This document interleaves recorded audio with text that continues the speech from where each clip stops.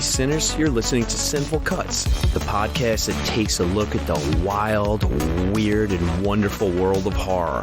We take a deep dive into some of your favorite movies, possibly uncover some hidden gems. Sometimes we even get some stinkers. Thank you so much for joining us. We truly love having you here. Please sit back, take a listen, and let's get our scare on.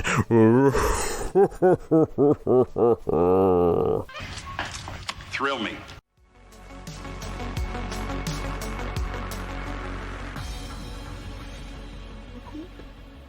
Hey sinners, I'm Shannon. And I'm Sean. And this is Sinful Cuts. Huzzah! Oh, I stole your huzzah. Huzzah! That is literally Shannon's catchphrase. We actually had a big conversation about that last night. Get out. Whenever I hear huzzah, she's like, I always think of Shannon. If you were a private detective and this was your show, after you solve the crime and they're taking the killer away, you would be like, huzzah. I would. And then slowly put on my glasses and walk away. It's incredible how stupid we go quickly. How stupid we go. All right, you know what? I guess it's good that we're getting our laughs in early. Because that will be the last. This might be the last laugh. Yeah. That will be the last ray of sunshine we have. Yeah, this next one, the topic of today is very heavy. Super heavy. Super heavy. There are definitely going to be some trigger warnings as well. I think we should let's trigger warning for everything. Everything. Yeah. Everything horrific. When we're talking about the new French Extremity, everything horrific is a trigger warning. Yeah, pretty much. It takes... This one, I think, hits a little different, a little dark, a little deeper. I think, okay, I get that, but then Irreversible just showed up and said, hold my beer. Oh. And then Trouble Every Day, it's like, don't forget about me, And then Frontiers is like, hey, guys, what? Oh, my God. Yeah. But I love this. I love this moment in time for French cinema. I love this subgenre of our horror. It takes the rawness and the visceralness of the best of 70s, fucking balls to the walls, Wes Craven saying, am I shooting a documentary? Am I really killing people? Like, that intensity, and it's just like, okay, we're just going to dial it up. Yeah. But through a prism of an art house aesthetic, these films look gorgeous. They are, yeah. This one was filmed very beautifully, yeah. Yeah, I definitely felt that same kind of like American 70s spirit present within this movement. And I think, if you look at, American film in the 70s, that's when those young filmmakers rebelled against the establishment and the studio systems. So I think here it's also a kind of that similar ethos is in the air. And I don't know if this is kind of maybe a controversial opinion, but I really see I Stand Alone as the French version of Taxi Driver, which has that, kind of man on his own, just raging against everything. And I think what they do with these tropes, and, I think sometimes it's really overt. Sometimes I think it's, it's part of a film fan language. If you are a fan and a student of cinema, these films. So sometimes inherently you just pull from them. But, I think it's, taking the elements that we find, or we, maybe initially found with these films to be like upsetting and shocking, and then pushing them to a whole other degree. Like you thought Taxi Driver was upsetting. What about a little incest on the side?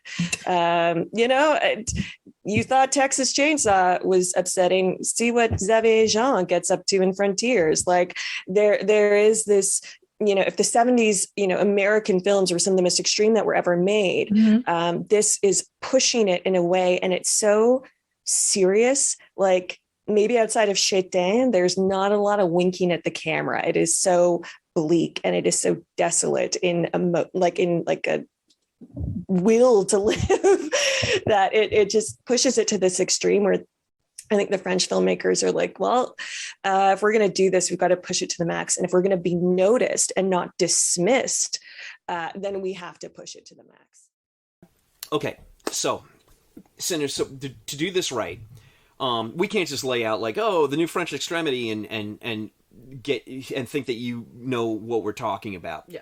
Most of you do, for sure. But for those of you who don't, we don't want to leave anyone out. So what we'll do before we get into the movie Inside, and it's a very, very simple summary. I mean, Shannon, I'm not even going to steal your thunder. I'll just do it quickly right now.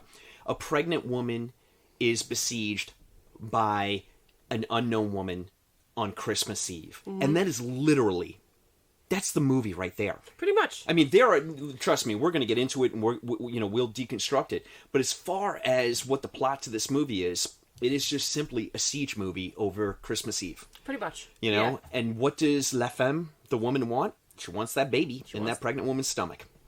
Yep. Okay. So, we're in great hands when it comes to the French extremity. Not me and Shannon. Did we officially say what we're talking about? The movie, I'm sorry, oh my god, 2007's Inside, directed by Julianne Maury and Alexander Bustillo. who I really, really like these two. But they kind of, they've got a couple of really good movies. They've got, some movies didn't land quite as well. But I will say this, though. Did you watch Candisha? I have not. It is on Shudder, and I hope I'm pronouncing that right. It came out a couple of years ago. A girl basically summons a female demon. Oh, wow. Okay. To deal with some of the shitty boys in her French, tower block. Oh. French tower blocks becoming a little bit of a thing on this podcast. We mentioned it. We mentioned Lockdown Tower. Yeah. Mm-hmm. Note to self. Stay away from tower blocks in France. Holy cow. So, The catacombs might be safer. yeah, right? Oh, don't tempt me with a good time. Yeah. Have you ever done that? No. Oh, I want to do that. I want to do it. That's a bucket list thing for me. That is totally a bucket list. French catacombs, gonna touch a skull. So it's all good. But I do want to end with these two directors that they directed a movie called The Deep House. I was going to bring that up. Yeah, 2021. Did you see it? No, not yet. I saw it. Worth it? Yeah, it is. Okay. It's on my list. It doesn't completely succeed, but come on, sinners. These two directors direct a haunted house movie completely underwater. That's crazy. There are so many limitations to what you can and can't do, and this movie is genuinely scary. What it suffers from is a few leaps in logic towards the end, but let me tell you, Shannon, the scares are there. I know it's a little, it doesn't land for a lot of people, but is it worth your time? An hour and 45? Absolutely. Yeah. Absolutely. Oh, If sure. anything, Candisha, Deep House, double feature back to back. Woo, woo, woo. Nice. Okay. Yeah, they also did 2014 Among the Living, Damn, as I never well saw as that. 2017 Leatherface. No. Yes. No. Yes. Ooh. Oh, At least according to their filmography. that makes perfect sense, because that Leatherface is graphic and mean and brutal. Okay. All right. I did not know. It makes me upset when I don't know those things. It makes me upset when sinners have validation that you're the better podcaster and the smarter one. We are equals. So, Because you say things that I don't know either, so I feel like that it's fair. yeah, but you don't feel bad about it because you have a better sense of yourself.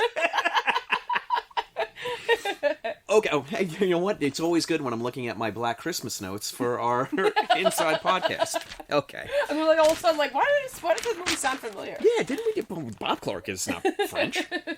All right, sinners. So, what I would like to do is I would like to take just 5 minutes and just give the bona fides to 3 people that know the French extremity a lot better than Shannon and I do. And this would be Anna Bogotsia, Alex West of Faculty of Horror Podcast, and Dr. Lindsay Hallam, who is a senior lecturer in film at the University of East London. Also, she's the author of Screening the Marquis de Sade, Pleasure, Pain, and the Transgressive Body in Film. And I would really hate myself if I hadn't mentioned Alex West's novel, not novel, that's a work of fiction, book. Films of the New French Extremity, Visceral Horror, and The National Identity. And let me tell you something. I'm going to get these books. Yeah. I'm going to get these books. Okay. So these three women did a BFI at home. Well, I don't want to call it a documentary because it's not. It's like a talk about the New French Extremity, and it is on YouTube, Sinners. And it is an hour long. It's an hour and 4 minutes. And I'm just begging you, if you are interested at all in the roots of and the arc of the French Extremity, please listen to this. It's a great listen. These three women know everything there is to know about the French Extremity, and it was just super interesting, is all I'm saying. You also, you're listening along and you're like, oh shoot, I haven't seen this film, let me check that out. Like, you're adding films and also books to your to be read and to be watched. Mm-hmm. So it's absolutely worth your time. Let me just give Anna her bona fides. She's the film programmer for Fantastic Fest. Oh, wow. For God's sakes, and the Edinburgh International Film Festival. And she formerly was with the BFI, the British Film Institute, which is where this talk takes place. They get into it. Sinners, we will be referencing their talk and playing clips of their talk throughout the podcast to expand on what Shannon and I are going to talk about and give a lot better and more qualified insight. But we thank them for this incredible talk that they did, and we are going to crib from it. There you go. Yeah. All right, let's get into the roots of the French Extremity. Okay. Before we get into inside. Okay. So for me and my my 2 cents, I think there's little seeds of it with movies like Diabolique, which we had talked about previously. Right. Not the graphic nature, but kind of like the thinking outside of the box, but really Eyes Without a Face. The movie Eyes Without a Face, I think that's where like you see the first kernel of like, okay, the French have something to say in horror, and they're willing to, at that moment in time, really go a step further. They cross boundaries. Right? Yeah, for sure. And if you haven't seen this movie, Sinners, Eyes Without a Face, please go out and see it. It's so great. It just, the less said, the better. It's just, it's not even French horror. It is like canon and one of the best French horror films ever put on celluloid. But it's one of the best horror films ever put on celluloid. It's so friggin' good. I'm not saying that. But I'm saying that. I'm looking at you, Billy Idol. You know what you're doing, Eyes Without a Face. It's so stupid. So we have we've got French cinema at this moment in time. We're talking about the early 2000s. Right. So let's do a comparison on what's happening in America and what's happening in France. So in America in the 2000s, at that time, we had a lot of, I don't know, Shannon, would you call it, because we've talked about this previously, we kind of call it the CW-ification of horror, where we had a lot of cribbing from young stars in the CW and just kind of like shoving them into a tried out trope. Yeah, it was a time of so sparks definitely happened, because that's what happens. I feel like in horror is a trend always follows. So you got the Blair Witch Project that came out, so I feel like that sparked a lot of copycats. What do you call that? The you said it before, like the camera, like just like the found footage, the found footage type of films. We had those, but then you also had Scream, which I feel like it tried igniting like the slasher flicks. Again, very much so. So very much so. Yeah, so that's kind of what we were dealing with at the time, which it's the first ones that came out I thought were great, but then it kind of just dwindled. Like there was like it's tepid. Yeah, it's tepid at this time. It's lost its bite. Yeah, I will back you up. So 96 we have Scream. Not a lot of originality. And again, like the few films that were original, then like we were introduced with 20 more films that just literally were like a domino effect, and we're like, dude, like, can somebody else mention? You nailed it. Like, you nailed it. It was lack of originality. It was a lot of tired old rehashed stuff that kind of worked the first time, but really didn't work the second time. Yes. Are there hidden gems, Sinners? Of course there are. Of course there are. And we could do a whole podcast on hidden gems during that time period, say from 2000 to 2008. There's going to be bangers galore, but for the most part, it was It got stale. a little toothless. It got stale very fast. Yeah. Yeah. Okay, so what's going on in France at this time? Yeah, I think it's an interesting question. I mean, and for me, the turning point comes when a lot of these auteurs, like your Gaspar Noés, your Claire Denis, people who are really, confrontational, kind of like these enfants terribles in the French cinema community, they're starting to be talked about in terms of horror. Claire Denis made a horror film. Gaspar Noé made a horror film. And I kind of felt like they started to back off a bit at that point. They weren't, it's not that they weren't making or continued to make confrontational, challenging films, but they, I think, felt like that art house movement of filmmakers started to go, okay, we're going to back up. And I think for them, they were borrowing, maybe perhaps subconsciously or intentionally. I think you can make that argument, which way you want. They were art house filmmakers borrowing from horror to get their points across. Then I think you see the horror filmmakers, these guys who are like, we know these films, we want to make them and lean into it, really unabashedly make horror films, as you were saying. And what they did that is so unique and so special is they borrowed from art house to make really singular horror films. And that's what's so exciting. They feel so spiritual and philosophical and deep, but also like really violent and really technical. So they have that kind of confrontational aspect that the others do. So they do, I don't know if you'd ever get, the art house group of filmmakers and the horror filmmakers together at the same cocktail party, but like the concentration at this time is so important. We have art house filmmakers that are tapping into the collective unrest in the country. There's a lot of they're right-wing and alt-right politics and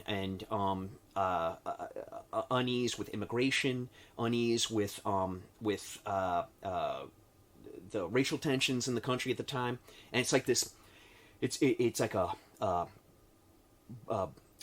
boiling pot. Yeah. Mm-hmm. It was very, very similar to what happened in the States, in the early 70s. Right. So we have this pressure cooker. We've got this pressure cooker happening in France at this time, like we said, just like had happened in the early 70s, which produced so many great, Texas Chainsaw Massacre. We just got done with Black Christmas. Granted, Canadian film, and they're wonderful, and, there's sunshine and rainbows in Canada. But, we're tapping into films from the American perspective, Sinners, back in the late 60s and early 70s that are raw. It's not horror, but 68, possibly 69, who I don't know if I have my year right, but Sam Peckinpah's The Wild Bunch, where it's like, we're doing a revisionist Western. You want a Western? We're going to fuck you up. And boy, does that movie fuck you up. You've got filmmakers they're almost, what's the word I'm looking at? They're like unshackled. Okay. They're not beholden to the studio system. They're making films themselves. They're not listening to studio notes. They've got a vision and they're doing it. They went rogue. Thank you. Yeah, they went. They went rogue, and they produced some of the most amazing films. Again, not just in the horror genre, but some of the most amazing films, like this true avant-garde period where they're auteurs, and you're just like, we still refer to it. Oh, if you're talking about cinema, you're not having a conversation if you're not circling back to the 70s auteur movement and what was happening there, and it's so goddamn exciting. And this is duplicated now for the new French extremism happening, because you've got these directors who are using their art house aesthetic and their visuals and their editing and their score, and they're filtering it through a lens of just psycho horror. So what I'll do, Sinners, is I just want to. So it's the short version of what you're trying to say. You're saying they turned it up to 11. They turned it up to 11, and if I knew French, I would say the number, but I took Spanish. Yeah. I don't. Italian. So they dial it up to once. It's all I can do. Uno. Undici. So, Sinners, I started putting together a list of some of the true classics of this movement. You can find them. I just want to give a shout out to where I was cribbing it from. Collider's got a great. Oh, I'll put all these in the show notes, by the way. So Collider, Movie Web, and Ranker really have a definitive list of the all-time greatest new French extremity movies. So some of the, I just wanted to point out a couple of them. So you've got High Tension in 2003. Sorry, Trouble Every Day in 2001. Then you've got High Tension in 2003. Irreversible in 2002, Them in 2006, Frontiers in 2007, Inside in 2007, and then they all kind of agree that Martyrs in 2008 was really like the last of the movement. I mean, look, guys, movements, they only last so long. We love to have them, and we cherish them, but it can't last forever, because it would just be the point of diminishing returns. So these movies, boy, oh boy, they really, they put it out there. They put it out there. They certainly do. Shannon had mentioned it before, like, no going in, you're gonna get triggered. I don't care what you don't like to see, you're going to see it in these films. But I will say, it's not like Grindhouse, which I also love, but it's not like they have something to say. Right. I think that's the important thing, is they have a message, they have something that they want to illustrate, and the way they do it it'll leave its mark. And what I think is important to keep in mind is that just because France didn't have a tradition of horror films doesn't mean they weren't consuming horror films. And I think that's where you see, and I'm sure we'll get into it, all of these tropes that are so popular in like North America, British films, coming into play, and how did the French play with it? And I think one of the things to me about the French film industry is that it's not just entertainment, it's art. It is like this sacred thing that they are so proud of, and they should be proud of the amount of stuff that they have done, the innovation, the artistry that has come out of France. But there it's seen as like high art. And I mean, I personally will consider horror high art forever, because it is. But I think there you had the sensibility of like, oh, we don't do horror. We don't do, that's an American thing. We don't do it. So I think that's enough on the new French extremity. Let's get into Inside. Yeah, let's do it. All right, you know what I'd like to do? Let's start out with like broad strokes, and then we'll like funnel it down. Yeah. Because there's so much to say. There's so much good stuff. So one thing I put in my notes, it's in caps. I put brutal film ! Gory AF. Oh boy. So I figured let's just start there, because again, it's okay. So I did, because I mentioned to you before, I know, like, I actually did find a documentary. Unfortunately, this documentary was completely in French, and it did not have subtitles. Okay. It was like a good 45 minutes long. However, I kept it on because you did get to see, first of all, the girls taking lessons on fighting each other. So that's why, like, that looked really, really well. They really, like, practice like actual like martial arts and fighting, and how to pummel each other in this movie, and how to do it properly without actually hurting each other. Okay. Yeah. So you did get to see footage of them doing that. Great. And you saw all of the because just about everything, other than like when they go into like because it starts off with like the baby's point of view with the baby inside the belly. Let's talk about that. It starts off in utero. That is pretty much the only CGI. Okay. Everything else, stabbing wise, the practical in this movie is practical. So you got to see how they went through that process. The practical is so good. So good. It's not a lot of cutting away. It is. So this is a movie I definitely. I mean, obviously, my eyeballs were shocked into position the first time I saw this movie, and I do remember going in, but it actually was a while since I've seen it again. So watching it again to do this episode, I was like looking away, like doing like looking, like watching it through my fingers, because that is how brutal this movie is. This is the second watch for me. I've only seen it the first time, and then this was the rewatch. The first time, I hesitate to say the word enjoyable, but it was. Because it was, every film that I've seen the first time in the new French extremity has been enjoyable because it has been something so gonzo and out there and different than what I had been currently consuming in the States. Okay. That it just left it left a mark. No matter how gruesome and upsetting it was, I really did cherish the experience because it's, we're always chasing that next horror high. Well, yeah, And- well, this one too. Like again, like the subject matter. Once you find out exactly everything that's going on, like you can't help but feel for everyone. Like majority of the people that get killed, first of all, are just they're innocent bystanders, 100%. which really really sucks. The main character Sarah, that was played by Alison Paradis. I think I'm saying that. I apologize if I'm saying that wrong. I think you nailed it. I hope so. I think you did. I didn't think it was Paradise, so. But if I'm saying that incorrectly, I do. You and your apologize. Hendacker mouth. I know, right? But you just feel sorry for her from the very beginning. So Oh, no. because one thing Oh no. Oh no. Sinners. We're going into the octagon. what do you mean? I didn't feel bad for her at all. What are you talking about? I don't think she likes her baby. Okay, hold on. Okay. There's something you left out of the summary. Okay. Okay. Okay, So- I'm sorry. okay, so- Correct my mistake. Here's the summary that I had written down, because Okay. there's a little detail that you forgot. Okay? Okay.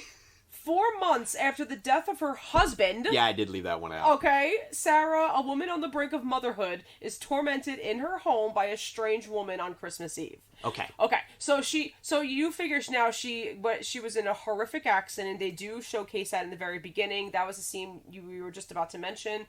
You get the scene in utero, which is You very, see it through the baby. it's Now, very- I wasn't going very- to say the baby's it's- perspective, but in the womb, you're watching the baby. Basically, Yeah. yeah. No, and then all of a sudden you get like something definitely happens. You hear tires screeching, so you figure pretty quickly that it's a car accident, and then you kind of see a little red going on, which is very upsetting. But wait, can I mention one thing? Mm-hmm. All right, I mean, Sinners, we're going to spoil the hell out of this movie, Oh, yeah, so I guess yeah, I don't know please. why I'm hesitant. Yeah. Again, trigger warnings, but please watch this movie if you Before- don't yeah, want to hear we're the just gonna spoiling. spoil the hell Yeah, out. for sure. You hear voiceover dialogue as you are watching the baby in the womb, and then you hear the car crash. But the voiceover dialogue, you're assuming it's the mother Sarah. Yeah. You find out at the end it's the mother, La Femme, the woman, that it was her talking to her baby. Yes. So like And she lost her baby as a result, and Sarah boy. miraculously did not. Shoot, Shannon, should we get into it now? Oh no, I think we have to. Okay, we're gonna unpack. We might as this well, now. yeah. Yeah, we're just gonna put everything on the table, and you guys why pick at it. Why leave this part for the end? Because again, this is again trigger warning. Okay, the baby dies. La Femme's baby dies. Yeah. La Femme dies too. Sarah is told at the hospital that no one survived the car crash in the other Right. car. That the Right. mother died as well. So my whole thing about this movie, which I can view on two different planes, in two multiversal existence.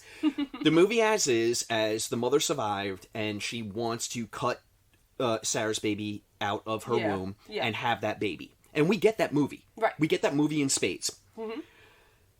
On this viewing, I viewed it as La Femme is dead. There are so many scenes where it alludes to La Femme being a phantom. I know that she can have damage done to her. We see her get hurt and stabbed and half her face burnt off. Mm-hmm. But we never see how La Femme actually gets in the house. Every door is locked. Yeah. We never see how she actually gets in the house. She moves silently. She is wearing 3-inch heels. And she's moving silently through the house. We actually see in one shot, this beautiful shot, we see her glide through the background in the Yes. frame. Yeah. When the poor kid who is tethered to the cop puts the flashbulb down. Yes. I don't know what the fuck a flashbulb is. I don't know either. But it gets used on this guy's head, and it seems horrific.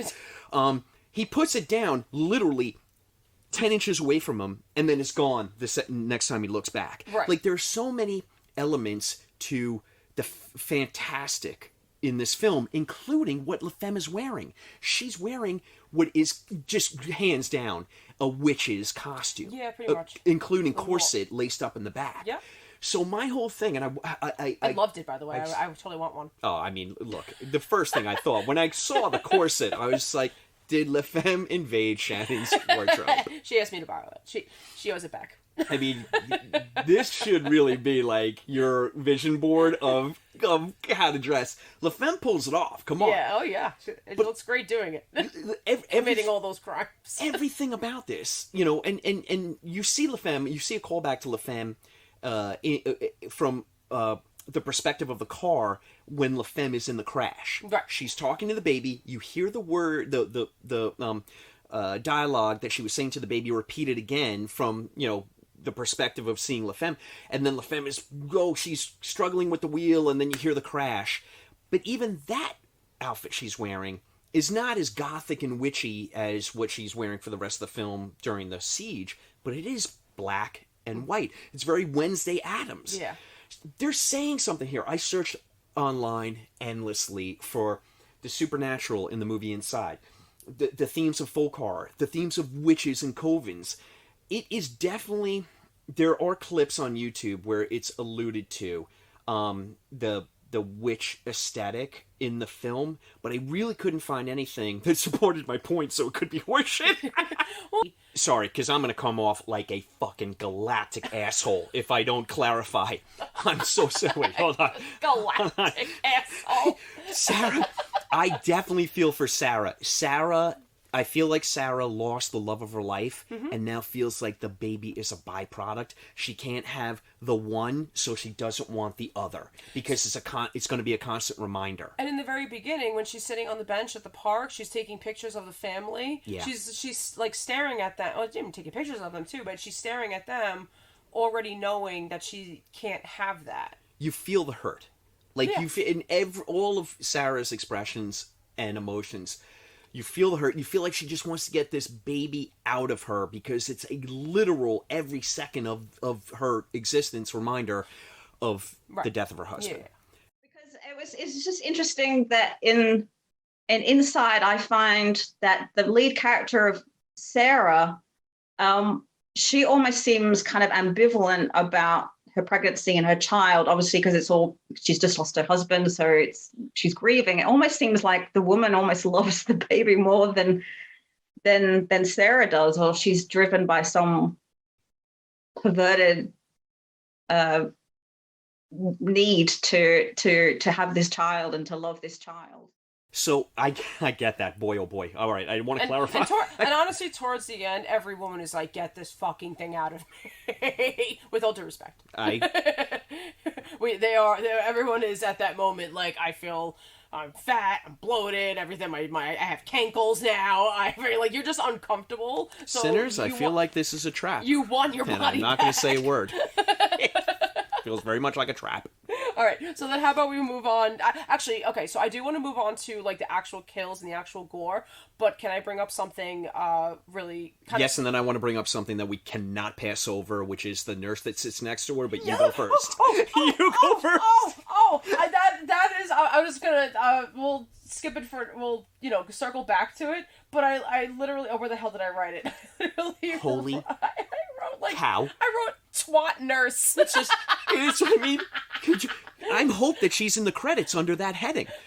She sits down next to this poor, miserable woman, and then first lights up a smoke. Right next to the pregnant her. woman. I mean, this is what I love about this film, and it does have it. This film has it as so intense as it is, has a sense of humor. In a way, yes. It has a sick sense of humor. But she just sits down and then proceeds to tell poor Sarah how painful this is going to be. And it's going to be the worst. And you're going to wish you were going to die. And did she say, like, her first child, like, was born a stillborn? She sure did. Okay. She certainly did. Okay. And the best is the other nurse comes over and is like, you've been told not to smoke here. I thought she was going to say, you've been told not to leave your room. And this was attached to, like, a psych ward. Which, I mean, Like, what are you doing out of your room? it definitely gives you a little sneak peek of what kind of movie you're in for, and I love it for that. Yeah. I really do love it for that. So yeah, the nurses, I mean, Sinners, if you're going to watch the movie, watch it for the nurse alone. It's worth it. Yeah, It's you're like, crazy. who the hell are you? And then Sarah just leans in. She's like, twat. Twat. And it almost like whispers it to her, like, twat. And she's like, and just walks away. It's kind of a weird scene, but I'm sure it was, I don't know, I think it was a little bit foreshadowing, as well as the moment in the park, because... I think you're right. I think it's a heavy foreshadow. Yes. And even when she's getting the ultrasound too, I believe it was the doctor in the room saying, well, okay, well, your C-section is scheduled for tomorrow, because that's where we start after the car crash scene. Then More we start foreshadowing. 4 months later. Yes, now we're foreshadowing, because the doctor says, enjoy your last night of peace and quiet. Yep. It is anything but. Which I think is also probably chronologically accurate. I think this whole movie, The Siege, starts Christmas Day because she falls asleep, and I think it's well after midnight. Before the shit goes down. Yeah, it could be that late. Sure. So anyway. Yeah. We've covered the car crash. We've covered the hospital and the park. But I want to cover the scene when now we are. Am I right? Am I skipping anything? Because I really want to get into when we first see La Femme. We first see her. We get the knock on the door. Okay, because this. Oh, can I mention one thing? Sure. Oh, right. So Sarah's doing her crocheting. So Yes. we get oh my god Chekhov's knitting needles, which will definitely come back later, multiple times. But we also get a little foreshadowing of she's knitting her blankie and there's a gigantic hole in it that she's looking through. Mm-hmm. I mean, that's going to be that's foreshadowing and a callback to so much physical trauma and holes put into people and holes put into doors. Mm-hmm. Like she's looking through the crocheting, Right. and then we get a lot of the movie. She's looking through the hole in the door, to see, is it safe out there? Is it safe out there? It never is. But that's what I'm talking about. I mean, It never was safe. just to correlate between what's going on in the States at this time, and we're getting films like I don't even know what, but it definitely starred Chad Michael Murray, and we're getting this shit from France that's just so fucking punk rock, Right. And it's just like, I don't care if you like it, I'm gonna stuff this down your eye holes, and you know what, you're gonna love me for it. And bonjour, j'aime la pochon. Je t'aime. I do love it. Did you practice that all week? I don't even know what I said. I honestly don't even know what I said. But I do love it. I'm like, God, and this has happened in the States, and it's happened in Spain, and it's happened, in fucking West Africa. Everyone's got their moment where they're just going for it, and I love it. Yes. Favorite. Oh, it's my favorite. Okay, so then, so we do get a weird, quick little dream sequence. Yes. So now it's after this, where you get a knock at the door, and this is now where it starts, where La Femme is outside the door. You just see her, for the longest time, too, you really only see just her silhouette, and I wrote in my notes that I feel like she was compared to The Shape a little bit of Michael Myers, Spot on. right? Spot And on. so, and then you see her next at the window. Ooh, I'm raising my hand. Wait, I'm raising my hand. The director said that Halloween played a huge aesthetic with this film. Really? So kudos for you. look at you. that. You nailed it. Huzzah! No, we solved the crime. The case is solved. The killer is France. Like Jacques Cousteau.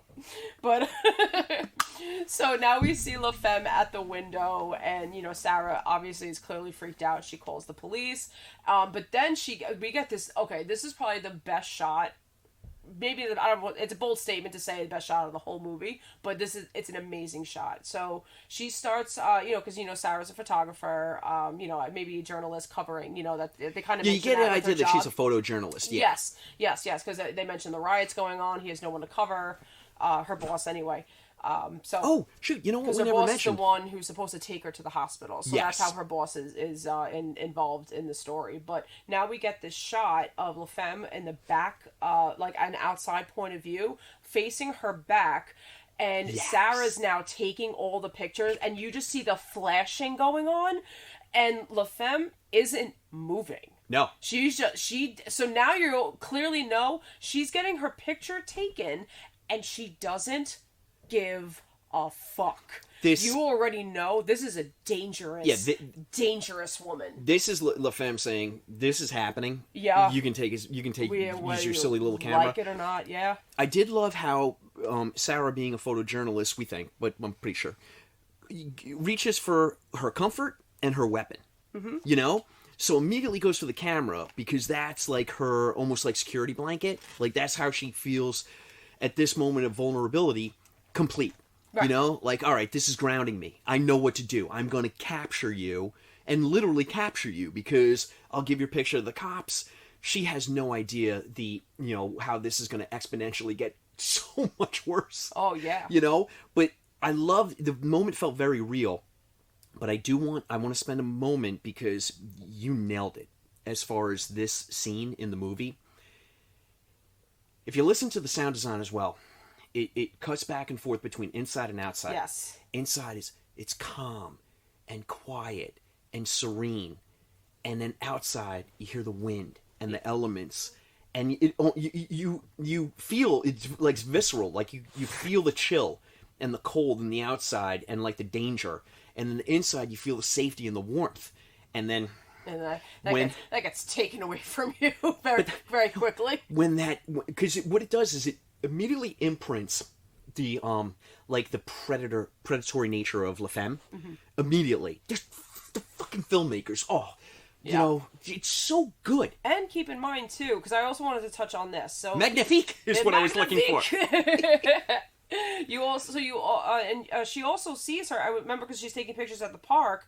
Another point to that scene was she's in the background. Yep. Of the picture that she takes of the family. So just from that alone, you figure she's been stalking this woman for a very long time. Well, for 4 months. We failed to mention that Sarah was driving the car. Yes. So, yeah. You know, it's never made clear who is responsible for the accident, but it is alluded to that it is Sarah because when you do see La Femme driving, she's reacting to what is happening to her. Oh, I don't think I picked up on that. Yeah, so she is driving along, talking to her baby, and she's looking at the road. So there's no reason for her to, go into the other lane or have a head-on collision, which is what happens, Sinners. Pretty much, yeah. So she is reacting to what is coming to her, so she is an innocent bystander, you know. It was Sarah who caused the accident. So I think as far as do you think it's possible that, and again it's probably your perspective, whatever you want to make of it, but do you think it's possible maybe they were arguing? Oh, for sure. The couple, for sure, because there's this sense of words unsaid, no closure. Yeah, I think that 100%. Okay. I think that's very astute of you to point that out. Oh, Sinners, this is just Charlie having a little coughing up a fur bowl. Charlie's a dog who thinks he's a cat, so everybody meet Charlie. Yes. Oh, and it just yawned. Oh. Okay, we've covered our bases here, but you and I, we've got to discuss this. So Sarah, she goes through the motions of she's crocheting and she has her scare and she calls the police and the police come. Mm-hmm. Now, all right, here's where I want to, I do want to unpack this. So there's civil unrest going on in Paris. I'm assuming this is Paris at the time. There are cars being burned. So there's riots happening. There's riots happening. Yep. Sarah, being a photojournalist, and she does allude to being in war zones and taking pictures. This is nothing. She's it's just kids who have nothing to do blowing off steam. Mm-hmm. So she's not giving any credence to it. She's I'm not going to be terrified about this. Everybody else is, very much, yikes. Yeah. So this is what's going on socially and what's going on around Paris at this very moment that the movie takes place. So it does factor in, though, because we have our police come by and they look around and they kind of give the cursory, we'll circle back in a couple hours. It's not that they're fluffing it off, but they're just look, we don't see anything.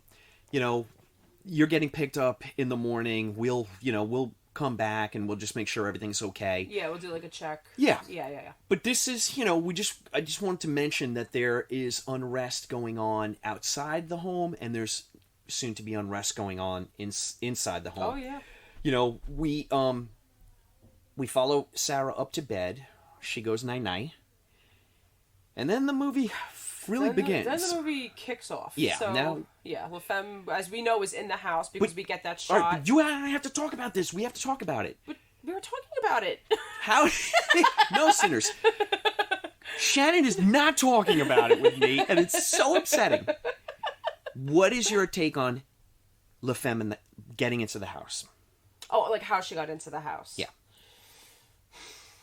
So I'm thinking that the how, I don't know, because we don't really get we don't get like the full scale of her house. I don't think we get pretty much like her living room. We get the stairs. We get the hallway that leads to the bathroom and her bedroom, and that's really all we get there. I mean, I'm sorry, and we do get a dark room, and but I really don't know where the dark room is. Like, I don't know the full scale of her house. She could have a basement. That we don't know about. Because also keep in mind too that, again, what we were said before is the photo of the woman staring at her. I really believe she, like, the second she found out, maybe woke up from like a 2-day coma. I don't know why she was declared dead to Sarah. Maybe I'm not sure. Maybe she was lied to. I don't really know. But the woman absolutely found out who she was and has been following her for quite some time, allowing her baby to come to term. She had this planned to take her baby from her. Oh, yeah. And I believe if she knew where she was sitting at the park, she already knew where she lived. She knew her name. She knew everything about her. You took from me, I'll take from you. Yeah. Okay. So she knew. I think she scaled her house.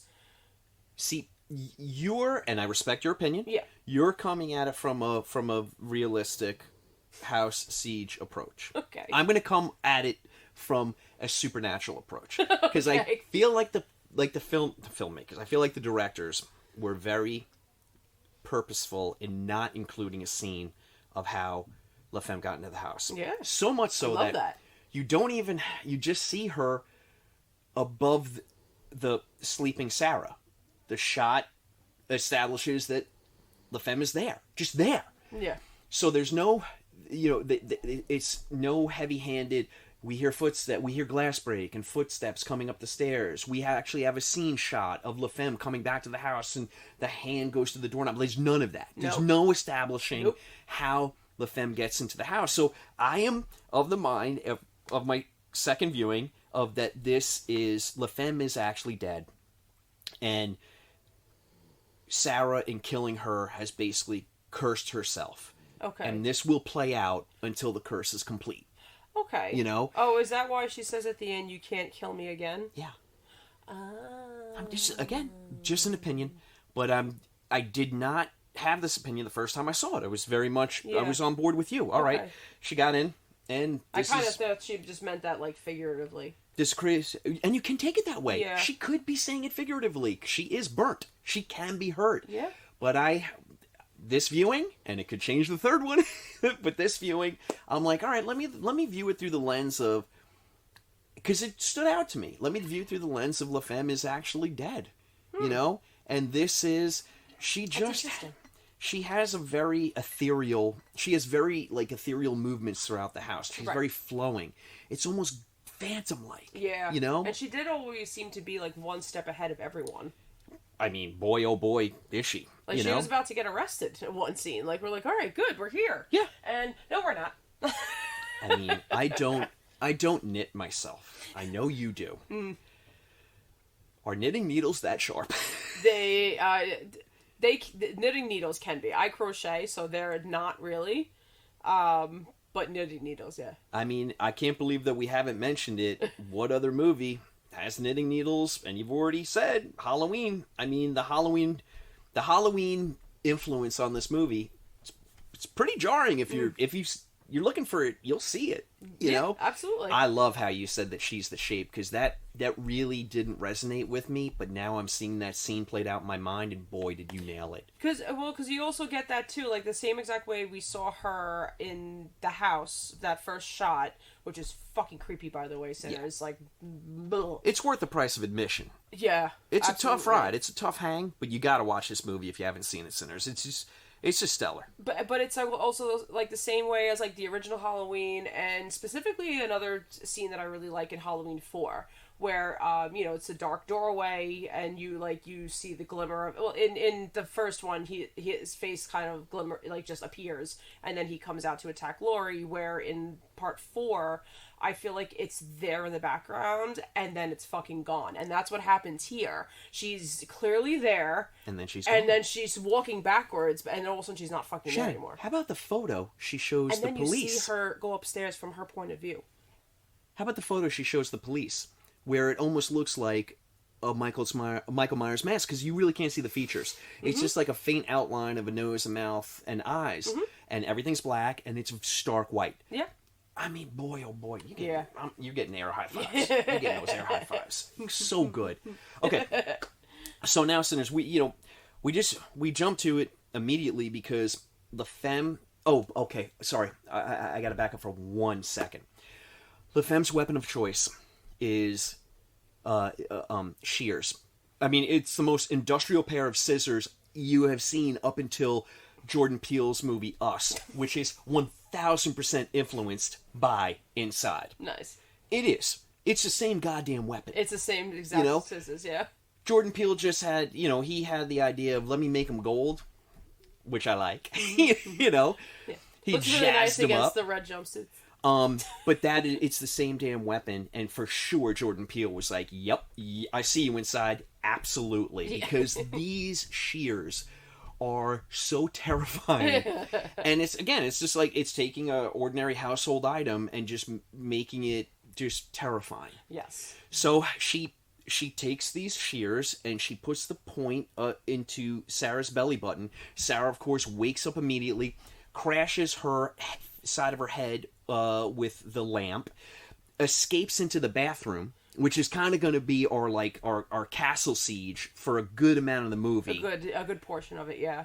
Works for Sarah, works against Sarah, yes, which I loved. Yes.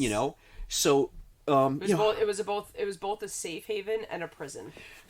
Exactly. So Sinners, the rest of the movie is Sarah in the confines of the bathroom as random people come to the house and are slaughtered. Yeah. And that is, I mean, it's trust me, the filmmakers handle it much better than that. It's much more than that, and there's nuance, and there's message, and, they layer it, and it's done so well on every level. My teeth are the worst. So it's called a trellis. Yeah. Now, Shannon, I mean this I know we say this a lot, and we don't have a t-shirt. But trellis is going on a t-shirt. Somehow. So, anyway, Sinners, I guess what we should do, Shannon, and let's go back and forth. We'll trade off and we'll trade back on. Okay. Let's go through our victims. Yeah. So you start with... So the first one was Sarah's boss. So no, it's actually technically the mom. She dies before the boss. Oh, that's right. He gets to the house first. That's right. You're correct. Okay, so her boss shows up to the house. I did forget his name. I do apologize. But he the boss is fine. Yeah, the boss is fine. Okay. So so obviously they set it up that he's the one who's going to take her to the hospital, just because obviously her husband cannot. So he and her mom, she is with her mom in the beginning as well, and her mom's like, oh, one day I would like to meet your boss. He sounds like a nice guy, or whatever. Makes her own opinion as well as, I guess, Sarah moving on type of a situation, which is, I don't know, whatever. It was a quick thing. It's a typical mother-daughter conversation. We should establish that the mother-daughter relationship seems strained at best. Yeah, a little bit. Right? Yeah, it does. Because I think that plays into it. It sounds like they have their own history, which is, yeah. You get that. I mean, it's very real. It's it's very real. Like, our family relationships, and all right, I'm stealing your kill. You can do the boss. I'm stealing your kill. Spoiler alert, gang. It's not LaFemme who kills the mom. It's actually Sarah. Sarah's barricaded into the bathroom. She's been hurt. We should establish that Sarah has been hurt. Oh God! What a hurt! Oof. And she's also in the face. Her water breaks. Yes. So now, not only she gets a horrific cut to the top and bottom lip. Top and bottom, yeah. She with literally the shears. just sink. Yeah, just gets her real good. She can't see what's happening outside the bathroom. She can't hear that the boss has showed up and the mom has showed up. Everything's happening downstairs, outside of... The mom was very quick. The mom was just like, she walks in, she's like, who the hell are you Yeah, people? who the hell are you? Get out of here. Yeah. Where's my daughter? Yeah, the boss... Sex up the stairs. And because they never met each other, the boss did think that, assumed LaFemme that was the LaFemme mom. was her mom. Yeah. So and she plays along. There was a little Three's Company, who's this? You're not who I thought you were. The mom, being the mom and very natural instinct, immediately upstairs to where's my see daughter? her daughter. Yeah. Sarah thinks it's LaFemme, opens the door, and jabs a goddamn knitting needle through her entire neck, comes out the other side, then pulls it out. And this says a lot about me. And I know I need to unpack this, but I really love in movies when arterial blood is just pumping out in time with the heartbeat. Oh, she painted her walls. But I'm like, that's really well played. Well played. And she just paints the walls with her blood, of course dies. And then Sarah has, Sarah, who's been a real, let's be honest, real shit to her mom. Well, it seems that way. In all the scenes that we've been privy to prior, is now like, mommy. And she, like, the impact of that she's killed her friggin' mom lands on her. Oh. Like, Sarah's gone from having a bad day to having a really bad day. Worst day ever. To having it's now off the charts. Yes. And it's about to get so much worse. Oh, my goodness. So now, okay, I took the mom, now you have the boss. So now the boss, runs upstairs and is like, what the fuck just happened? And then oh my God. So now LaFemme is like, all right, need to put an end to this shit. So at the top of the stairs, he gets stabbed. Where's he get stabbed? The back. Shannon? Well, first, originally to get him down, he gets stabbed in the back of the thigh. Through the knee. Through the kneecap. Oh, it's through the kneecap. Okay. It's through his kneecap. Okay. Oh. And how do your knees feel right now? And I thought that was going to be the worst of it. No. Nope. No. Boy, was I wrong. Very next one is the crown jewels. And Sinners, if you haven't seen the movie... Over and over and over and over again, by the way. These shears, I don't know, what do you think, Shannon, like 10 inches long? Give or take. Yeah, about 10 inches long, and they go to the hilt. They go to the hilt. Mm-hmm. So, now you think he... Wait, I'm still feeling it. Oh my God. Okay, go ahead. So, and then she ends up dragging him down the stairs at that point. Oh, she stabs him in the face a couple of times, too. Oh, yeah, she does stab him in the face as well. Yeah. And then drags him down the stairs. What? And then he wakes up. He's not dead. He's not dead. And then she finally does the pillow to the face. And then, remember, she pushes the knife... through his head. The scissors down further. Okay. Now, look. You're like, oh my God. We wouldn't be junk podcasters if we didn't take a moment here to really unpack kind of the gender swap of, like a slasher siege movie. We brought up Halloween. Mm-hmm. It's very, very... It codes very male. Yeah. I mean, we do have... Look, don't get me wrong. Of course we have our final girl. This movie, I would say, does not. Not yes and no. But I would say, would you agree with me that the gender roles are flipped for Inside? We have give or take, yeah. We have a female protagonist, and we have a female antagonist. Yeah.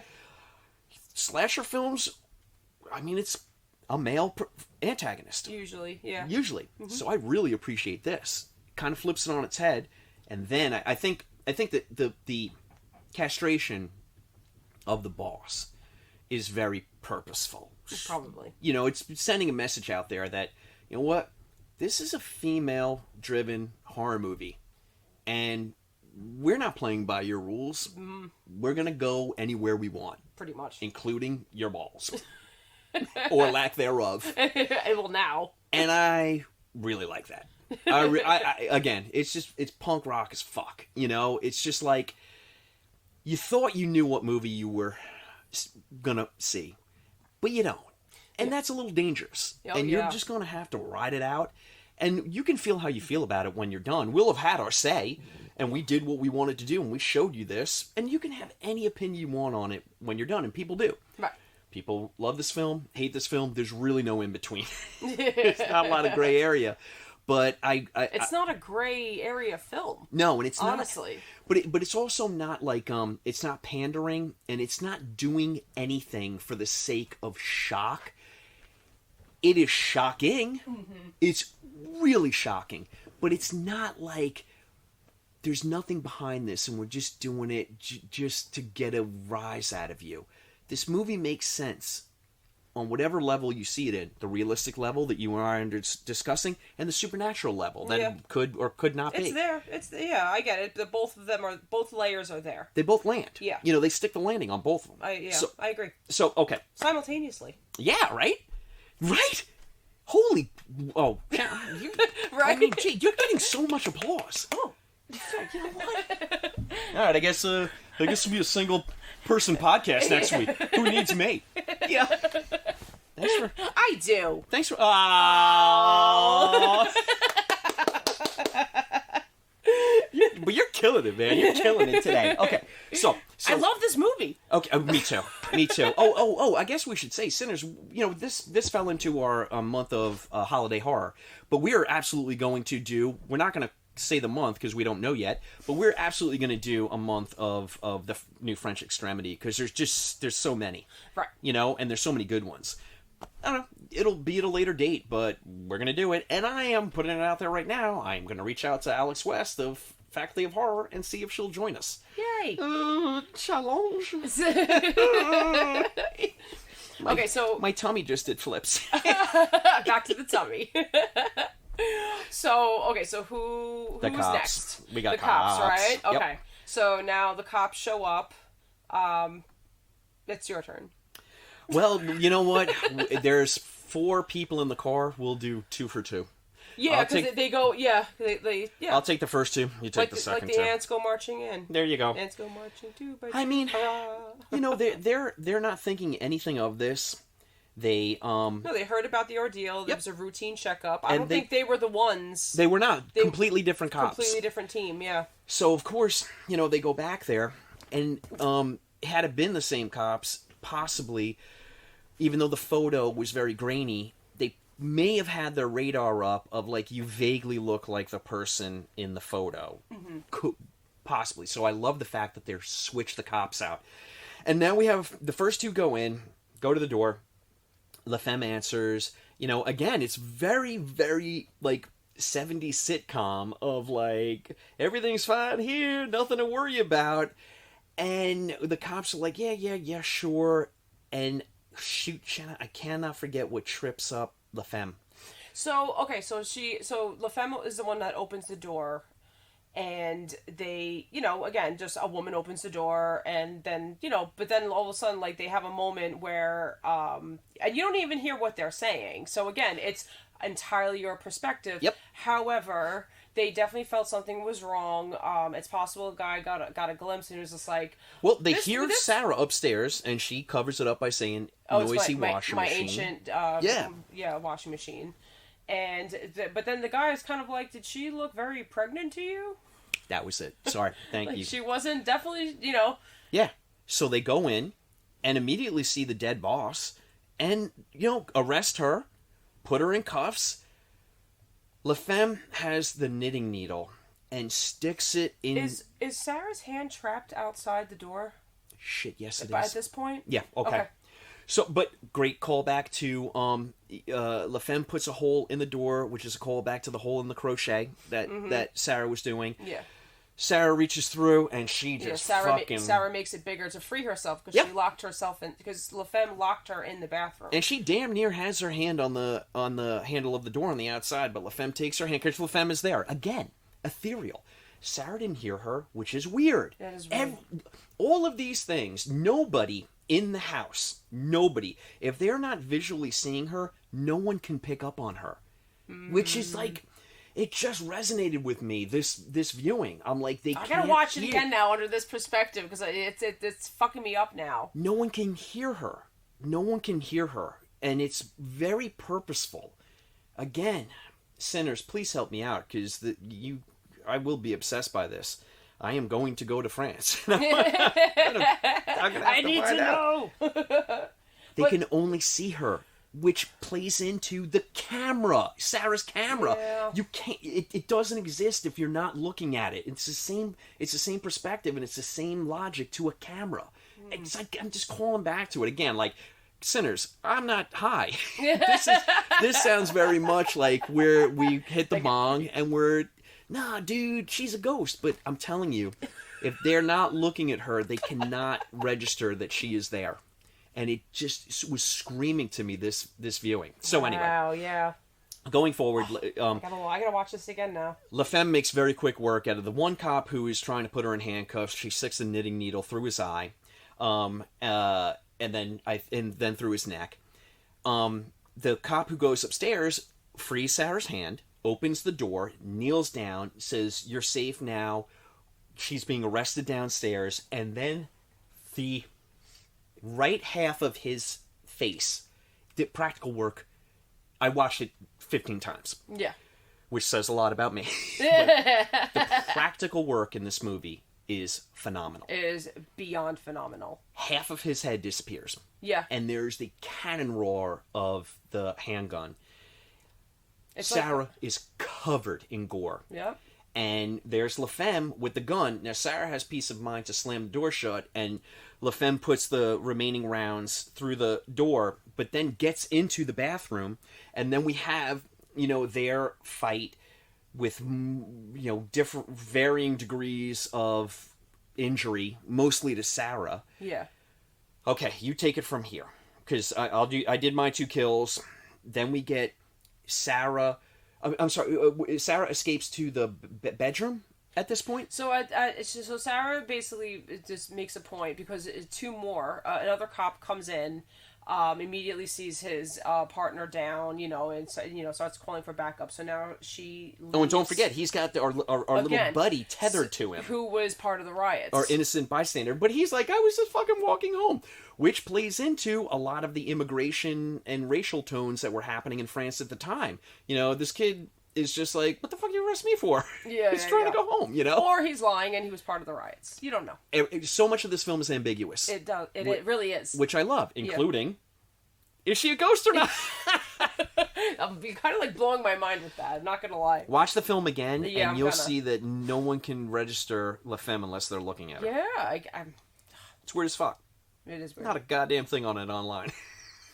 Not a thing. At least not that I saw. Well, we could circle back to that because I do have something to kind of add to that now. But let's continue with the kills. Okay, so now we have the last cop with the innocent bystander he's handcuffed to him so he doesn't lose. Handcuffed and tethered. This poor guy's like, why can't you leave me in the car? At this point, yeah. So, or just handcuff him to the car, at least. Yeah. I mean, if you didn't want to friggin', or, I think the other cop didn't want to be by his lonesome. Probably not. I know, he's like, you're coming with me, I need a friend. You're the only one I got right now. So, so she comes in, and she's out of bullets by this point, right? So it's not, yeah. Yes. Thankfully. So I do know the, whatchamacallit? Well, she takes a flash bulb out, right? So now all the lights are out, and they can't fix the circuit breaker. They can't turn it on. Why? This is my only, not really tripe with the movie itself, but this is like when you have that moment in any horror movie. Oh my God, why are you going into the scary barn? Oh my God, why are you going upstairs? Oh my, you're like yelling, why would you do that type of a thing? So they do get to Sarah in the bathroom upstairs. The little femme is nowhere to be seen, and for now. And she's like, she's still in the house. Like, oh, we didn't see anybody or whatever. Let me go turn the lights on. Yeah, wouldn't it be? Let's I'm like, just get the out fuck of the out house. of the house. She gives her a gun. Police officer gives her a gun. Then they go downstairs, Yep. fuck around with the circuit breaker. Yeah, you're right. I mean, it's just very Just get out. you know, there's just carnage everywhere. And I'm saying, there are so many dead bodies that you passed Yeah. on the way to Sarah. Get the fuck out of the house. There's more dead bodies than floor. But sinners, we don't. We do not. We're fucking do around not. with the circuit breaker instead.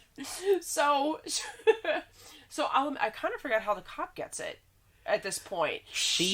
Does she shoot him? Well, the flashbulb is the shackled kid.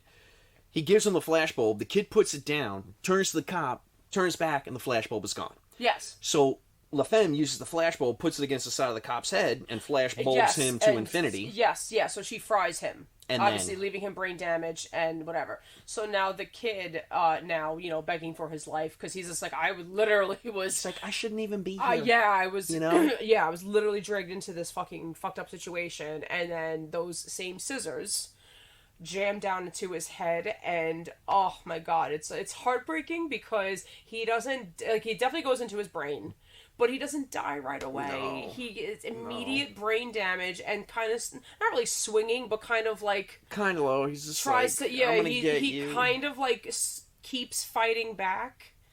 Oh, it's so sad because it's clearly too late. Yeah. But he doesn't even realize it. It's just It also establishes LaFemme as that was almost... probably the most like upsetting. Besides the mother, that was probably like the most upsetting kill. Well, yeah, because he shouldn't have been there. Right. But at this point, I'm feeling like LaFemme is less a person and more like a force. Because this kid he just dropped, I mean, I get it that he's handcuffed, but he doesn't even try to, like, run. He just drops to his knees and just kind of, like, takes his punishment. What's he gonna do? He can't drag a dead body. Oh, watch me. Watch me. That cop would be flapping like laundry behind me as I'm running down the Champs-Élysées. I mean, are you kidding me? Yeah. It would literally be like the ghost dog in Nightmare Before Christmas. Just blah, blah, blah, blah, blah, blah, blah. Zero. And it wouldn't even go to the door. It'd just be the Kool-Aid man outlined through the wall. Yeah, that would be me. Try me. Yeah, right, LaFemme? Oh. So now we're kind of in the end game. Everything is escalating. No help is coming. Everyone's dead. Yeah, everyone's dead. You know. So now here's what like also resonated as insanely realistic to me and insanely frustrating. Sarah goes into the bedroom, closes the door, lays on the bed, and just plops the gun down next to her. Because, like, I get it. She kind of like It's like a moment of like giving up in a way. Well, she's giving Or birth. She's got massive blood loss. Yeah. She has insane trauma. Yeah. She's got the PTSD of her dead husband and a baby she doesn't even want. Yeah. In my opinion. And she well, we're gonna circle to this in a moment.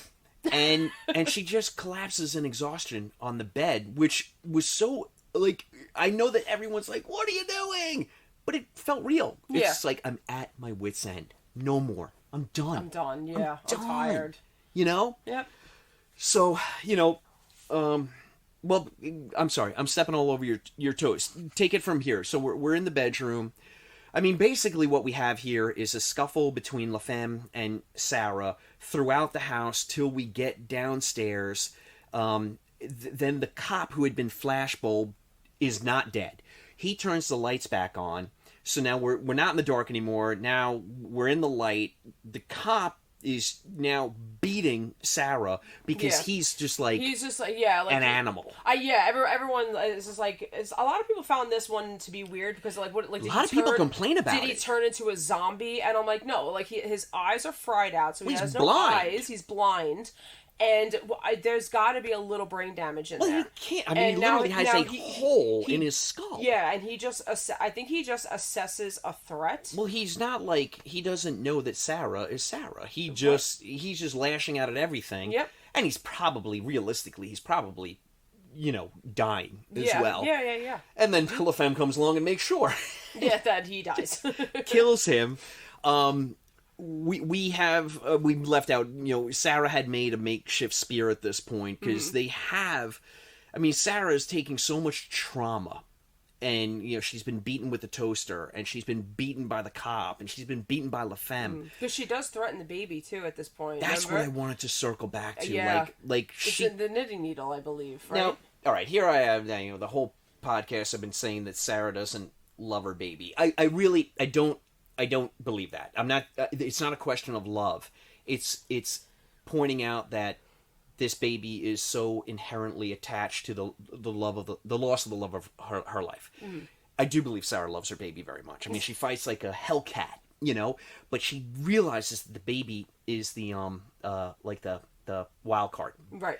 And by threatening the baby, that keeps La Femme at bay. La Femme solves that problem with a toaster to the head. Very quickly. Very quickly. Yep.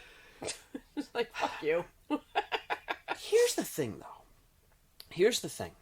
When we finally go back to the kitchen and have the penultimate showdown, like, La Femme is very taunting.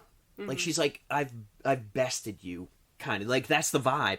So much so that she kind of, like feels at ease and lights up smoke, and then that's when Sarah gets the upper hand and fries half her face off with the aerosol can. Mm-hmm. Good quick thinking. Very jarring. And now La Femme is now she's not the predator anymore. She actually retreats to literally a dark corner and is whimpering. And then we have Sarah go back and get her real weapon. Yes. The camera. And she's just taking pictures. And, we have the interplay between the two where, I gotta call back to it, where La Femme says, you can't kill me again. Yeah. You've already killed me. Like I said, I really took that as figuratively. And you can. Yeah. You can take it both ways. At this point, I mean, Sarah succumbs to her multiple wounds and the fact that she is now giving birth and retreats to the stairs. Because it's funny, why does she go upstairs? Because the bathroom has been her safe space. Mm-hmm. Like, that's her, sanctuary. So she's trying to make it back up to the bathroom. I mean, maybe the bedroom, too, at this point. One Whatever, or the other. Yeah. But, the one thing that you can say about Sarah through this entire movie is she has been very much a realist. Very much a realist. Like, this is my situation. It's not going to get any better. This is what I have to deal with. And she does, it's like that, you solve you have a multitude of problems, but you solve the one in front of you first. Right. Or you're useless. Okay. And that's what she does all movie long. She solves the problem in front of her first to varying degrees. And I feel like... As best as she's able to. Exactly. But I feel like at this point, Sarah knows she's going to die. I think I feel like at this point, I think you're right. I did feel she kind of I don't want to use the word necessarily gives up, because at this point it's like, because now the birth, it's happening.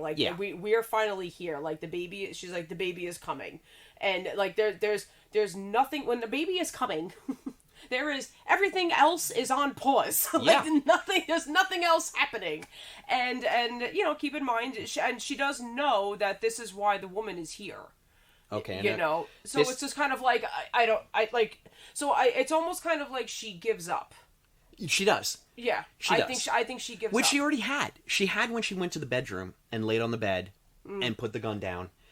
And but you think you're going to get a moment where there's something. She gets a little spark back and does something to La Femme, but or did she give up the second La Femme told her that she was the other car? As soon as she found out she was the other driver, that all of a sudden it's like she retreated. I think that's where she gives up the fight. I don't know that that's where she gives up her life, but that's where she gives up her fight. That's what I meant. Yeah. Yes. Yeah. She makes it as far as the stairs, and I think that's very purposeful. Again, like she was retreating either to the bedroom or the bathroom. I think the bathroom, and the only reason I say that is because the bathroom is bathed in white light. Mm-hmm. So it's our sanctuary, and I think she's just trying to go to the light. Yeah. Of course, maybe in a place of comfort. Again, either she could lay down in her bed, or you can also try to get. I mean, I don't think there's enough time to run a bath, but you can also. Some people do the bath water birth, where it's just a little bit more, it's possible that it would have been easier. Well, now we get to our moment in the movie which confounds everyone, including myself.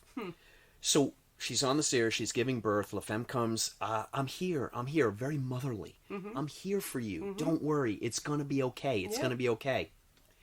She's not talking to Sarah. No. Everybody thinks she's talking to Sarah. I don't think she's talking to Sarah. She might be saying it just maybe to keep Sarah calm. She's talking to the baby. Oh, no. And she takes that baby out.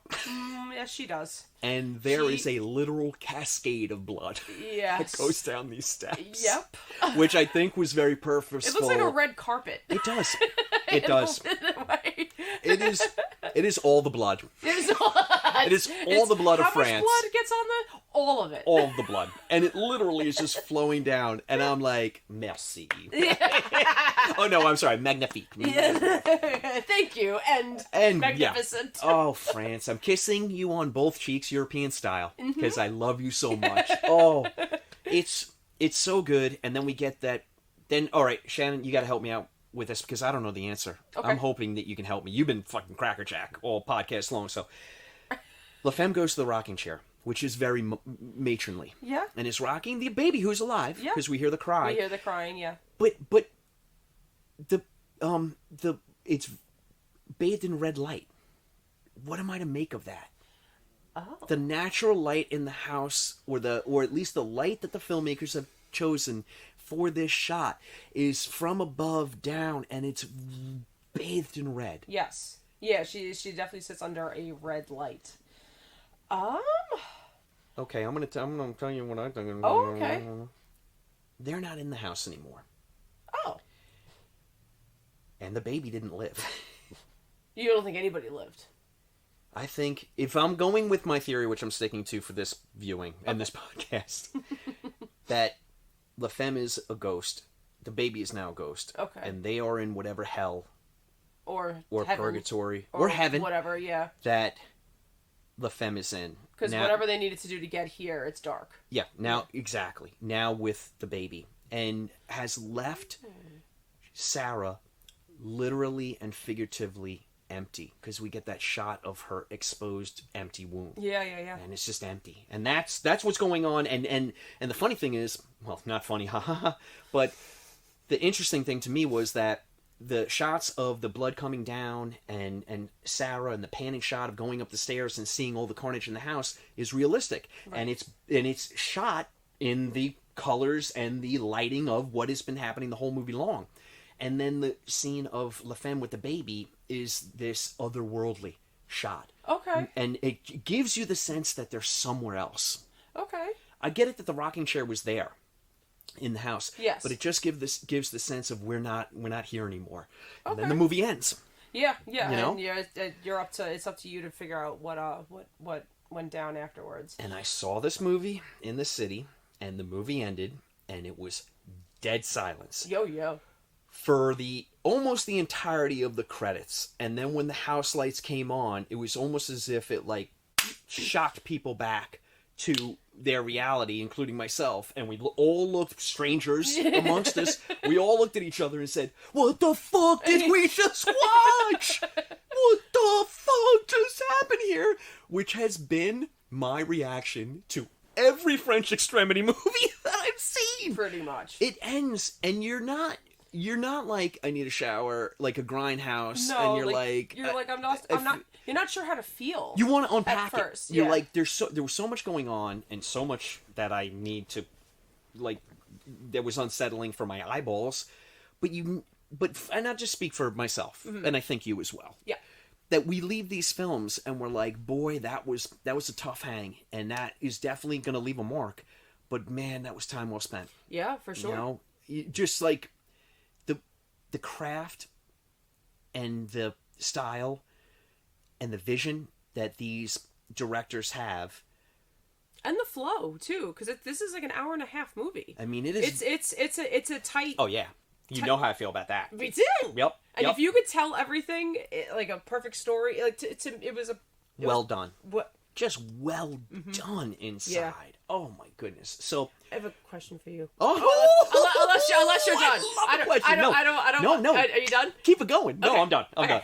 Okay. So, I love questions. so what's your take? Because we decided to, Sinners, obviously decided to pick this movie because we consider it a holiday horror. It takes place on Christmas. So- sure it does. No, well, now what's your take on that decision? Of us picking the film for, or them No. setting it on Christmas? Because this could be set at any time. Oh, you know what I'm thinking. Oh, because I have one too. It's the birth of the baby Jesus. Oh, okay. If you're Catholic or Christian or whatever they call it, I'm not very religious, I'm sorry. I think that it is a day that is very much entwined with birth. Okay. That's my take. What do you got? Come on, So give it so that your answer's probably better. What? But what do all of us kids, big kids like myself and you, what do we want to do on Christmas Day? Oh shit! Open we presents. want to rip open. Oh shit! No, I like yours. Oh, I like yours so much. So she opened a present. Oh, I like it so much. That. Oh boy. Yeah, she sure did. She sure did. She sure did. If you could see his face. And what would you use the shears for if nothing other than to cut wrapping paper? Yes. Oh, I love it. Oh, Shannon, you just made my friggin' day with that. Or make those pretty curlers out of the ribbon. I almost want to put it on I want to go back in time and learn French, and sit in on the marketing meeting and be like, je m'appelle Sean. That's all I know. And just say, on the poster, we're putting "Open up the best present of all." Oh my god. Oh, you just blew my mind. Yeah, that's great. that like occurred to me because knowing that it was a Christmas movie and remembering it and why we chose it. Oh, that for makes some me reason, so happy. It was something I did choose to focus on while I was watching it to prep for this episode. And it's very, very slight, so it's very much about what was happening, the riots going on, things like that. And even the scene with the twat nurse, maybe the best part of the movie. you like not really see much of a Christmas tree, but you see it it's just like a shimmer. So it's to me, it's like Christmas to her is barely existent. So I do like that scene. I think that's very purposeful. Yeah, I like that scene too, because I'm you could tell, and there's literally nothing in her house. Shanna, look at our other holiday horror. It's bathed in decorations. Yeah, and this one is not at all. You almost kind of that's why when you mentioned it, I was like, oh, I fucking forgot. So great. Yeah. Oh, I love it. You open presents. It's so glaring. It's so right there. I just love it. I love it. Oh. I mean, I was going to say I'm going to rewatch this movie. I will not. It's French Extremity. You got to take your time. You really do. You got to build up a couple of years to kind of forget, and then you hit it up again. That's why I watched a Hallmark movie afterwards. That was smart. I was so smart. I watched Martyrs, and I checked myself into Pilgrim State Psychiatric for 2 days. Oof. Yeah, I mean, I just got on a kick. I mean, I'm going to definitely. I'll save it for when we do our month of the French Extremity, because it'll be fresh, and I think that's better. If I think if I watch them now, it will tamper, Yeah, I'm sure we'll dive back into it a little bit. I definitely want to do other, focus on the other films. I think, or obviously some of them. Can I ask you? Wait, but we'll dive in. I might have a different. Can I ask you? Yeah. All right, this is just a few of them, but all right. High Tension, Them, Frontiers, Inside, of course, we did, Martyrs, Irreversible. Mm-hmm. I haven't seen all of these, by the way. Nor have I. Okay. Nor have I, but I would say that on this list, I think High Tension comes in second for me. Okay. I really like that movie. Okay. It was the first French Extremity I ever saw. That was the first one for me too. Okay. I would really, really like to do that. I'd really like to choose that one for... It might have been then this one, and I think Frontiers, and then Martyrs, I believe, is the order that I saw them in. All right. We'll hash out which four we want. Oh, wait. Should we make the announcement of our new scheduling? Or just surprise our listeners when we do it? Yeah, we could do it now. That's okay. Why not? So, gang, I'm hoping that you have witnessed the progression of our podcast from episode 1, Wrong Turn, to what will be episode, I want to say... Math. It's gonna... You know me in math. I think 17. I don't math. I think it's 17. I think we do 17 Sounds good to me. episodes, and I'm hoping that you see that we're getting better. Shannon and I are committed to actually making it more of a professional podcast and less of a two jerks sitting in a basement and talking about trellises and giggling a lot. We're definitely still going to do that, but we're taking the time to actually prep and cultivate other opinions through clips and do our research so that we can come to the table with a more informed opinion. So what we're going to be doing after the first of the year is we're going to do 3 episodes and take a 2-week break, and then 3 episodes and take a 2-week break. We're still going to be doing shortcuts. We'll still do shortcuts because we know you love it so much. But this is going to give us a natural pause so that we can do our prep work and just make for a better podcast going forward. So that's it. That's the plan. Yeah, pretty much.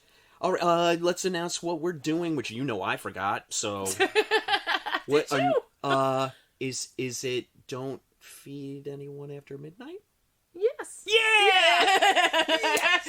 I don't like that's not the title. I mean, yeah. I knew it was one or the other, and I had a feeling it was. Oh, I'm so happy coming off the French Extremity. I'm so happy we're doing Gremlins. Yeah, we're doing Gremlins. We're so doing Gremlins. Oh, that is a fucking Christmas movie if I ever saw one. You Team Mogwai or you Team Spike? Mogwai. I'm Team Spike. He's cute. Oh, we're gonna fight it out. Oh, we're going to the Octagon. And don't even think that we're not going to mention Gremlins 2 a little bit. Yeah. Oh, even though come on, we have to. Even though we're sticking in holiday horror. So, gang, that's it. It's so great having you here. France. Oh, wait. Oh, my gosh. I have something special for France. Ooh. Oh, crap. Okay. To our French listeners, which sinners, I know you're like, French listeners, what are you, nuts? We have them. French listeners. We have French listeners. Merci. They are, second to the United States, they are our second most rabid fan base. Oh, merci beaucoup. Merci beaucoup. All right, so I just wanted to say this to our French audience. Salut les parcheurs. Bienvenue de la cul parcheurs. Merci pour l'heure nous t'aimons. Welcome to our podcast. Thank you for listening. That is, hi sinners, welcome to Sinful Cuts. Thank you for listening. We love you. Ah. I don't think it probably didn't sound anything like that in French. I apologize, France. But it was a good effort though. We love you. At least I think so. I hope so. We love you. We love the support. We're going to do more French films just because we love you so much. Yeah. And we would love, besides the French Extremity films that we've already mentioned, please give us suggestions. Oh, are you kidding me? Absolutely. I Oh, would boy. love suggestions. Guess what French movie we're going to be doing soon? Because you and I are going to see it together with Maddie and hopefully Large and the crew. French Infestation spider movie. Oh, yeah. Oh, it's coming out Oh, soon. yeah. Oh, we're going to see that movie and then we're going to do it. Oh, yeah. We love you, France, and your spiders. So, again, let's just do the socials real quick because we want our French listeners to know that you can absolutely email us at sinfulcuts@gmail.com, and we would love to hear from you. And please follow us on Instagram, which you have been doing, but we'd love to see more of it, at CIN.FUL_CUTS. And we're on YouTube, and we're on Spotify, and we're on iTunes, and we're on your computer through Acast. And we're on YouTube. Oh, and we're on YouTube, and YouTube seems to be, well, I don't want to break my arm patting us on the back, but people are loving us on YouTube, and you don't even get to see our delicious faces yet. Yeah. 2024, that's the goal, is we're actually going to put this on video, the actual podcast. So if you thought you hated listening to us, boy, you're going to hate watching us. Well, maybe we'll just focus on Charlie then. Oh, you're going to love that. He's a sleepy puppy. All right, Shannon, I'm useless until you say those magic words. That's a cut. Yeah, vive la France.